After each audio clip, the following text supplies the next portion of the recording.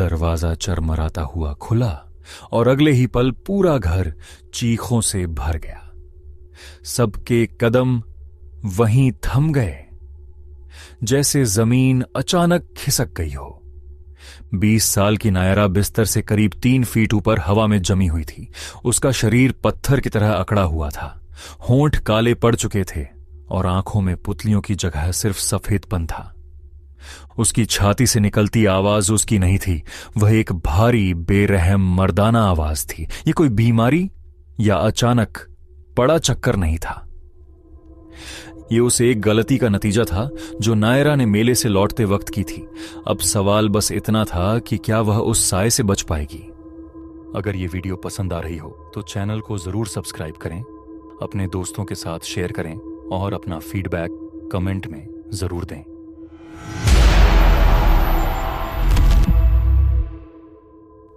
यह सब नायरा के साथ हुआ था। घर की इकलौती बेटी होने की वजह से नायरा को काफी आजादी मिली हुई थी। नायरा को सजना संवरना पसंद था और लाल रंग उसे कुछ ज्यादा ही भाता था। नायरा, आलिया और कुछ दोस्त पास के मेले से लौट रहे थे। नायरा उस दिन भी लाल स्कर्ट टॉप, खुली जुल्फें और तेज परफ्यूम में सबका ध्यान खींच रही थी। हंसी मजाक के बीच रात काफी हो चुकी थी और सब घर की ओर बढ़ रहे थे। रास्ते में एक पुराना वीरान सा घर पड़ा।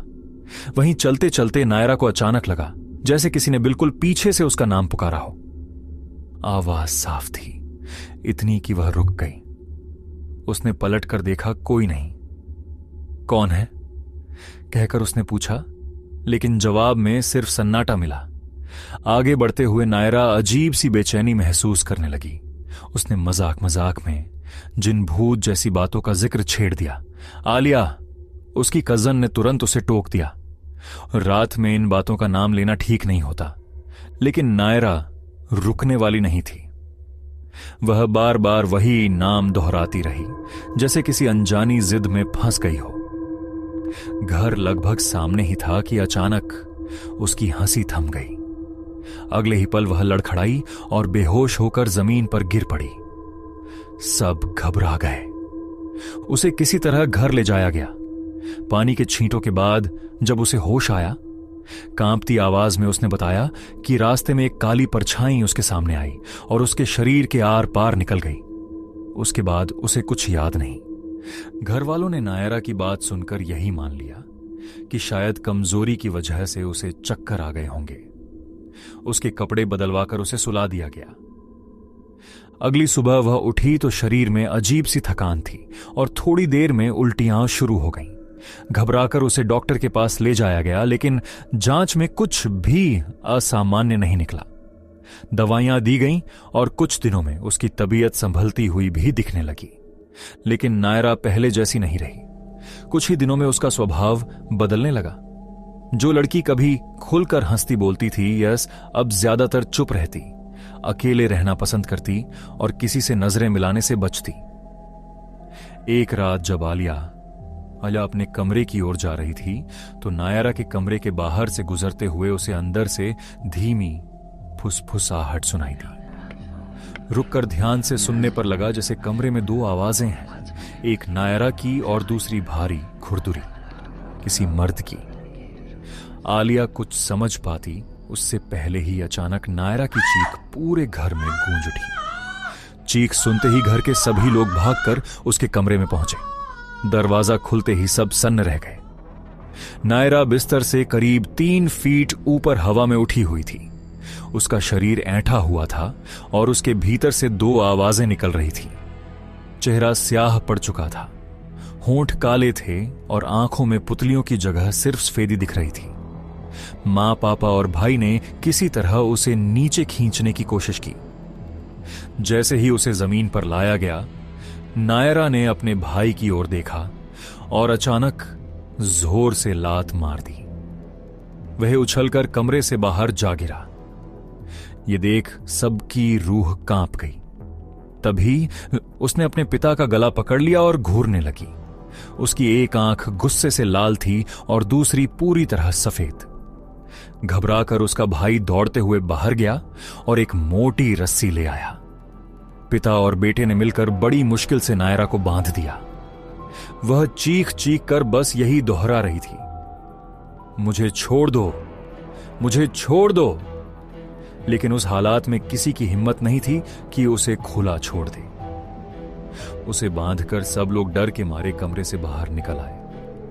नायरा की मां ने आलिया की मां को फोन किया और सारी बात बताई। उधर से जवाब मिला कि यह कोई ऊपरी चक्कर लगता है और सुबह होते ही किसी बाबा या ओझा को दिखाना चाहिए। वे लोग आपस में यही बातें कर रहे थे कि तभी नायरा के कमरे से अचानक फिर एक जोरदार आवाज आई।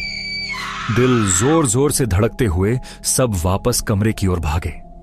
अंदर का नजारा देखकर जैसे सबकी रूह कांप गई। नायरा ने वह मोटी रस्सी तोड़ दी थी और उसके हाथ में एक जिंदा चूहा था। सबके सामने ही उसने अपने दांतों से उसे 2 टुकड़ों में चबा दिया। किसी के पैरों तले जमीन नहीं रही। इससे पहले कि कोई कुछ समझ पाता, वह पलक झपकते ही अपने पिता पर झपट पड़ी और उनके गले को दांतों से काटने की कोशिश करने लगी। सब लोग मिलकर उसे खुद से अलग करने की कोशिश कर रहे थे, लेकिन वह टस से मस नहीं हो रही थी, जैसे 4-5 लोगों की ताकत अकेले उसी में समा गई हो। उसकी मां ने घबराकर उसके बाल पकड़े और पीछे खींचना चाहा। उसी पल नायरा ने मां को जोर से धक्का दिया, खुद को छुड़ाया और दौड़ती हुई सीढ़ियों की तरफ भागी। अगले ही पल वह छत पर पहुंच चुकी थी और वहां से कूदकर पड़ोसी के घर की छत पर चली गई। पड़ोस में रहने वाले शख्स का नाम करीम था। उनके साथ उनकी पत्नी और 10 साल का बेटा रहता था। नायरा सीधे उनके बेटे के कमरे में जा घुसी। वह बच्चे के ऊपर जाकर बैठ गई और उसे ऐसे घूरने लगी जैसे कोई शिकारी अपने शिकार को दबोचने से पहले देखता है। उसके चेहरे पर एक अजीब डरावनी मुस्कान थी और उसके गले से निकलती खौफनाक हंसी कमरे की दीवारों से टकराकर गूंज रही थी। वही हंसी करीम की नींद तोड़ देती है। वह घबरा कर उठे और दौड़ते हुए बेटे के कमरे में पहुंचे। सामने का मंजर देखते ही उनके मुंह से जोर से नायरा का नाम निकल गया।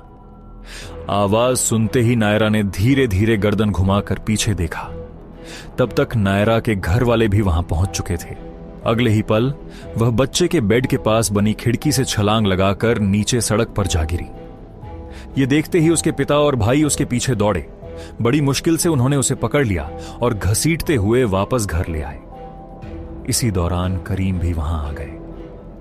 सारी रात नायरा के कमरे से जानवरों जैसी घुर्राने और दीवारें खरोंचने की आवाजें आती रहीं। हर कोई सहमा हुआ था कि कहीं वह खुद को या किसी और को नुकसान न पहुंचा दे। सुबह करीब 6 बजे करीम अपने जान को पहचान के एक बाबा को लेकर आए। बाबा ने जैसे ही नायरा को देखा, उन्होंने साफ कहा कि इस लड़की पर किसी बहुत पुराने और खतरनाक शैतान का कब्जा है और इससे सीधे बात करनी पड़ेगी। उन्होंने मंत्र पढ़े और नायरा पर पानी छिड़कते हुए पूछा, कौन है तू? शुरुआत में कोई जवाब नहीं आया, लेकिन 5-6 बार पूछने के बाद नायरा के मुंह से एक भारी अजनबी आवाज निकली। उस आवाज ने बताया कि मेले से लौटते वक्त उसकी नजर नायरा पर पड़ी थी। उसे वह बेहद हसीन लगी और जब उसने पीछे से आवाज दी और नायरा ने पलटकर जवाब दिया, उसी पल से वह उसकी हो गई।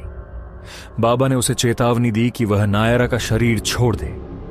इस पर वह ठाका लगाकर हंसा और बोला कि चाहे कुछ भी कर लो, वह नहीं जाएगा। तभी अचानक नायरा ने एक आंख से इशारा किया और अगले ही पल कमरे के बाहर पड़ा एक पत्थर उड़ता हुआ सीधे बाबा के सिर पर जा लगा। खून बहने लगा। यह देखकर सब लोग दहशत में आ गए। खुद बाबा भी कांप गए और बोले कि यह उनके बस की बात नहीं है। अगर यह वीडियो पसंद आ रही हो तो चैनल को जरूर सब्सक्राइब करें, अपने दोस्तों के साथ शेयर करें और अपना फीडबैक कमेंट में जरूर दें। कई जगह पूछताछ के बाद नायरा के घर वालों को एक तांत्रिक का पता मिला। उसने आने से पहले ही सख्त हिदायत दी कि नायरा के पास कोई भी कुंवारी लड़की न जाए। तय दिन पर जब वह तांत्रिक आया और उसने नायरा को देखा तो बस इतना कहा, यह कोई मामूली साया नहीं बल्कि बेहद खतरनाक और शैतानी चीज है। यह एक खबीस है, पहले भी कई लड़कियों को मार चुका है वह जिस्म को अंदर से खाता है और जितना खाता है उतना ताकतवर हो जाता है। अगर रोका न गया तो नायरा को भी मार देगा और भी शक्तिशाली होगा। यह सुनकर सब टूट गए और हाथ जोड़कर तांत्रिक से मदद की गुहार लगाई। तांत्रिक ने कहा कि वह कोशिश करेगा, लेकिन प्रक्रिया में नायरा की जान को खतरा रहेगा। नायरा के पिता ने कांपते हुए कहा कि अब खोने को कुछ नहीं बचा। तांत्रिक ने जमीन पर बड़ा घेरा बनाया और नायरा को बीच में बिठाया। सबको हिदायत दी कि कोई बीच में दखल न दे। जैसे ही प्रक्रिया शुरू हुई, नायरा अजीब तरह से हंसने लगी और अचानक उसके मुंह से खून बहने लगा। उसकी मां उठी, लेकिन आलिया की मां ने रोक लिया। नायरा ने घूरते हुए कहा, अगला नंबर तुम्हारी बेटी का है। सब सन्न रह गए। तांत्रिक ने ताबीज दिए, नायरा को पहनाए गए, घर वालों को भी, और एक खास ताबीज आलिया की मां को आलिया के लिए दिया गया। थोड़ी देर बाद नायरा को होश आया। कुछ समय सब शांत दिखा। तांत्रिक के जाने के बाद घर में थोड़ी राहत थी, जैसे भयानक सपना खत्म हो गया हो। लेकिन यह सुकून बस 1-2 दिन का था। अगली सुबह जब नायरा की मां उसके कमरे में खाने की थाली लेकर गई तो अंदर का दृश्य देखकर वह चीख पड़ी और बेहोश हो गई। कमरे में ताबीज जले हुए पड़े थे। नायरा वहीं लाल कपड़ों में, बाल उलझे, चेहरा सूखा, शरीर हड्डियों का ढांचा। मां की चीख सुनकर पिता करीम और आलिया के माता पिता दौड़े। घबराहट में तुरंत तांत्रिक से संपर्क किया गया, लेकिन कोई जवाब नहीं मिला। सबने मिलकर नायरा को संभाला और अस्पताल ले गए।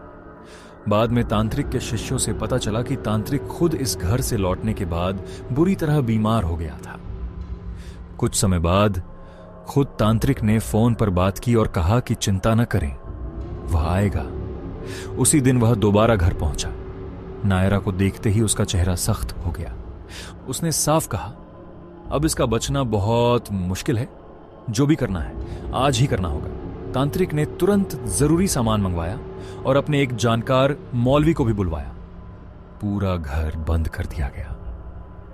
नायरा के कमरे के बाहर ताबीज बांधे गए। अंदर मौलवी आयतें पढ़ते हुए पानी छिड़कते रहे, जबकि तांत्रिक ने अपनी पूजा की तैयारी की। फिर नायरा को मजबूती से रस्सियों से बांध दिया गया। मंत्र और कुरान दोनों एक साथ पढ़े जाने लगे। अचानक माहौल किसी जंग के मैदान जैसा हो गया। नायरा चीखने लगी, मैं नहीं छोड़ूंगा, किसी को नहीं छोड़ूंगा, सबको खत्म कर दूंगा। खिड़कियां कांपने लगी, सामान अपने आप गिरने लगा, हवा भारी हो गई। नायरा अपने ही हाथ पैर नोचने लगी। फिर एक भयानक चीख के साथ वह पूरी तरह बेहोश हो गई। इसके बाद तांत्रिक ने कई ताबीज, विभूति और रक्षा चिन्ह दिए ताकि उस ताकत को बांधा जा सके। नायरा को फिर अस्पताल ले जाया गया और इलाज शुरू हुआ। धीरे धीरे उसका शरीर संभल गया, लेकिन उसका मन कभी पूरी तरह ठीक नहीं हो पाया। आज नायरा शारीरिक रूप से ठीक है, मगर मानसिक रूप से अब भी अस्थिर है। कई बार वह अचानक डर जाती है, अजीब हरकतें करने लगती हैं, जैसे कोई साया अब भी उसके आसपास हो। अगर ये वीडियो आपको पसंद आई हो तो चैनल को जरूर सब्सक्राइब करें ताकि हमारी अगली कहानी सबसे पहले आप तक पहुंचे। वीडियो को अपने दोस्तों के साथ शेयर करें और अपना फीडबैक कमेंट में जरूर लिखें। आपका फीडबैक हमें और बेहतर कंटेंट बनाने में मदद करता है।